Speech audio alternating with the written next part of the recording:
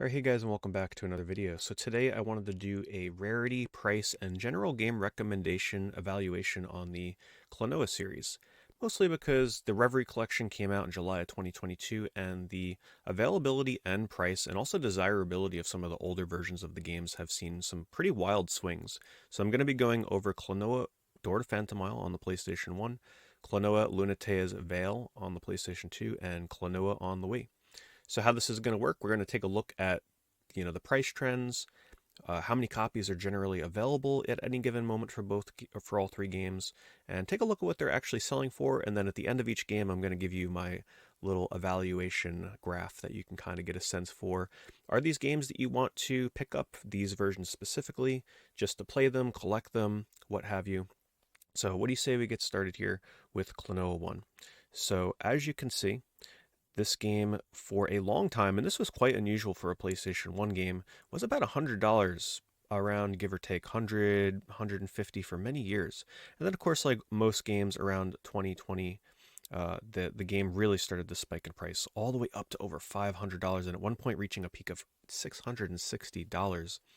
Now, the Reverie collection came out in July 2022, and as you can see, Klonoa started to see a pretty steady price decrease. So what are the reasons for this? Well, for one, the Reverie collection made Klonoa 1 and 2 way more readily available for modern audiences on modern consoles, and that in some people's eyes, they are better versions, which I will get to. In my opinion, I do think the PlayStation 1 version of Klonoa is still the one to go for. I think they convey emotion in the story and the characters' voices a lot better, especially for the no spoilers here, but ending cutscenes. And I just generally like the look of the game a lot. But for most people, they are willing to pay a much cheaper price for a re-release of the game that just generally looks really good and plays really good. So that did have an effect. A lot of people started putting their copies up on eBay, so a lot more became available on the market, and that drove the price down. So if we take a look on eBay here, and up here, you will see that I have applied some search filters right up here, where I filter out the Japanese versions and the PAL versions, and this will generally miss some things, but for the most part, it's a pretty accurate representation of what is available for Klonoa. And as you can see, there's about 30 to 34 copies of this game in varying states of completeness, incomplete. Of course, there's going to be some copies of like versions in here that are not supposed to be in here. So yeah, it looks like about maybe, oh yeah, they're actually mixing in some copies of Reverie here. There's about 15 to 20 copies currently available on eBay, nothing too crazy. And the ones that are available are in that 400 plus dollar kind of price range.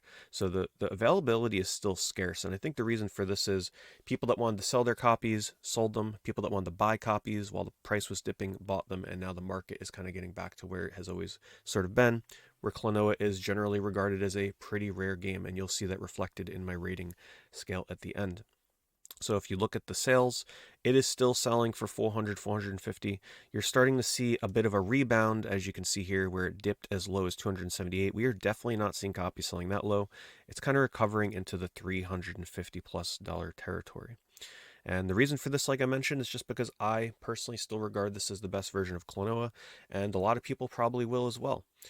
But there are a lot of things to consider here, so let's talk about all 4 points real quick. Price, extremely expensive, right? A PlayStation 1 game going for a few $100s is not out of the ordinary, but it is one of the higher echelons of a PlayStation 1 price. In terms of rarity, as you can see here, there are not a lot of copies available. And especially if you're not counting ones that are disc only or graded, or, of course, the ones that slip through the cracks here that are like the Wii version or the Reverie collection, there's not a lot here. So this game is actually still pretty darn rare. Now, when it comes to should you buy this to play it, I would say that the rating on that is taking price into and out of consideration. I'd say that the rating on that is quite high because, well, this is a great version of this game. So even if you, wanted to hold on to this version, say you have it already and you're thinking about selling it, I think the reason to hang on to it is quite high because this will always be, in my opinion, the definitive way to play Klonoa 1. Now, for my rating when it comes to buy to collect, this doesn't necessarily mean just buy this game and have it sit on your shelf and never touch it. Think of that rating more as security blanket for the future, right? If you were to buy this now, what are the chances that the price on this would dip drastically low and you would lose out a lot of the money that you initially invested on it and it would feel really bad? What are the chances of them re-releasing another version of Klonoa? Uh, or is it the kind of game where, today's prices are reasonable enough where buying it now and maybe getting along the playing the game 5 or 10 years from now? In other words, buying it to collect, but not necessarily to never touch it. You will eventually maybe try the game out, or maybe there's a reason to just kind of have this version of the game as a nice alternative to the Reverie collection or even the Wii version. So that's kind of the scale that we're using for buy to collect. How many people are typically buying different versions of the Klonoa series because they want a full collection? Well, if you want a full Klonoa collection, you're probably going to need to add this to your collection. No ifs, ands, or buts about that. So, with that said, here is my breakdown and rating scale for collecting, playing, and buying Klonoa on the PlayStation 1.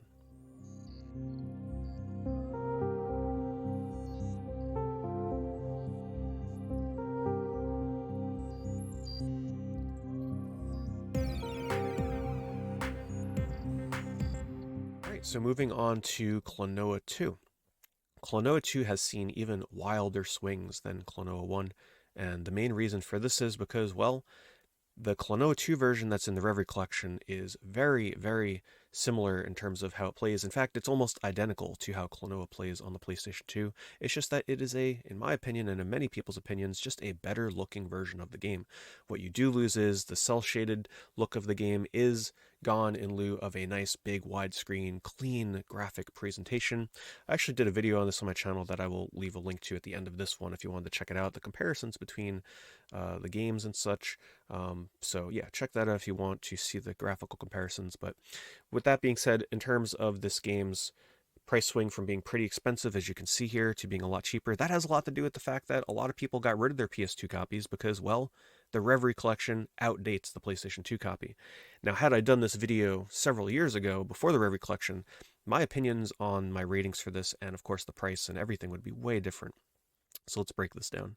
For a long time, the game was sort of in the $30 range, and then of course, 2020, like all other games, a lot more attention started to be being put on the Klonoa as a series as a whole, and that drove the price up big time. And at one point, reaching $150 on average. And these prices are real. This was not like manipulation. This game just saw a huge increase in popularity. Also, because don't forget, we had the Reverie collection shown to people in the trailer. People were getting excited about it, but at the same time, people were showing some reserved sort of like hesitation, like, okay, what is this going to do to the price of Klonoa 2? Should I get rid of my copy? It looks like it's going to be pretty much the same game, but better. And as you could see, that did have an effect on the game. It started falling drastically. And by the time the Reverie collection was out, it went from being 150 all the way down to 70, and it has continued to fall all the way down to about $40. And I have seen copies of this go for $30. And even in some instances, rarely, it will go for actually under $30. Price trading does not show the complete price history of this. There's been some auctions I've seen on eBay that have ended for below these prices for sure. But Klonoa 2 has seen a huge hit. If we look at what's available right now, this is not a rare game. Look at Klonoa 1. 10, 12, a dozen copies available on eBay at the given moment right now. Let's just say that, taking out ones that probably shouldn't be on here, there's about 150 copies of this on eBay. So what does this do? It stabilizes the price.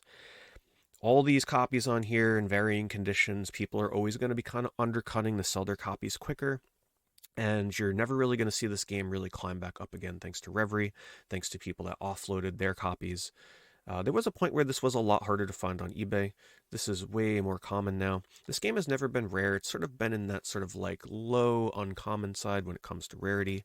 So I will take that into consideration for my rating at the end here.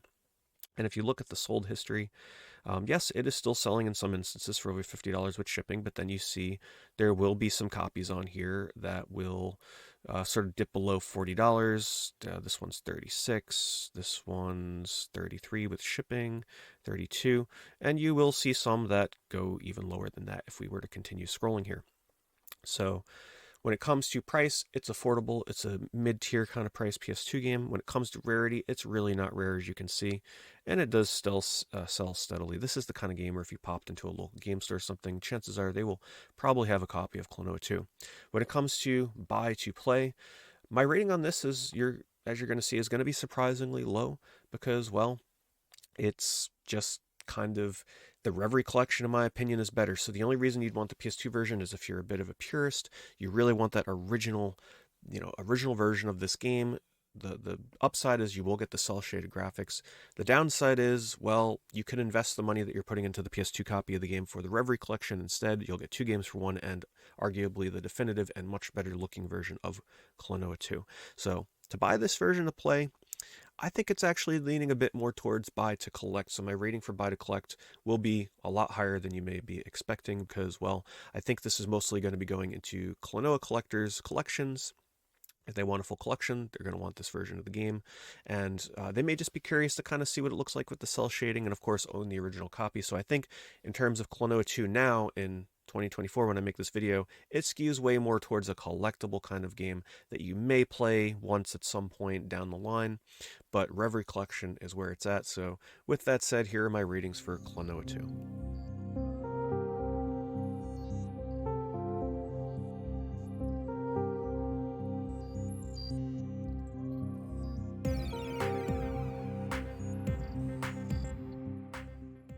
Alright, and lastly, we're going to be going over Klonoa on Wii, which is certainly the most interesting one of the bunch, I would say, because this is a remake of Klonoa 1. Of course, we have the Reverie Collection, but this was the first remake to come out of Klonoa exclusively on the Wii in 2009. And as you can see for this one, it was always sort of desirable. Any Wii game back in 2014, 2015 that was going for $25, I mean, that's pretty substantial for a Wii game. There were not a lot of Wii games that were going for, $25, $30 around that time. So it always had that sort of nice allure of being the cheaper alternative to playing Klonoa if you couldn't afford to play Door to Phantomile or you weren't willing to play alternative means instead of playing the original version. This was always a great backup. In many people's eyes, as well as mine, this has always sort of been the inferior version of Klonoa 1, but in terms of accessibility, it was always quite high. As you can see, as people started looking more into Wii and what to collect for Wii, this game climbed at its peak upwards of $100, and then it steadily saw a sharp decline when it came to the announcement of the Reverie Collection. You got to remember, this is quite unusual and this is why I'm choosing to do these games for this video to highlight. You don't typically see these huge mountainous rises and then steep drop-offs. This is pretty substantial because there are a lot of times when games come out with a new release or a compilation, and the original versions do actually stay still pretty fairly high in comparison to the re-release, but Klonoa has actually seen a huge drop-off. And I could do a whole video on this topic as to why that happens to some game series and not others. But as you can see, the game is now down to about $35, which is almost the same price that this game was going for 5+ years ago. So it's not too far off, and the reason for this, well, people always viewed this as a cheap alternative to Door to Phantomile, but not the better alternative, at least in my eyes and a lot of Klonoa players' eyes. But now that we have Reverie Collection, it is like, well, the only reason you'd play this is if you're a hardcore Klonoa fan and you're just kind of curious as to see what they did with the Wii version when it comes to any kind of waggle controls or gameplay mechanics. And there are subtle differences between Reverie Collection and Wii, but in terms of the way the game world is designed, with the way it looks, Wii version actually is pretty similar to Reverie. It's just that Reverie Collection looks a lot more bright, a lot more vibrant, just looks cleaner. Character designs look a lot better. They didn't butcher Klonoa's voice and the character design. Some people like it, I don't like it. So that has a huge impact on this game's prices. So let's just real quickly show. It's not a rare game. It's definitely on the low uncommon side, where there's currently, let's just say, 100-ish copies available on eBay. And this is likely to never change. If anything, this game will probably become easier and easier to get as time goes on, because more and more people that play the Reverie Collection will be like, I really just don't want this Wii version anymore.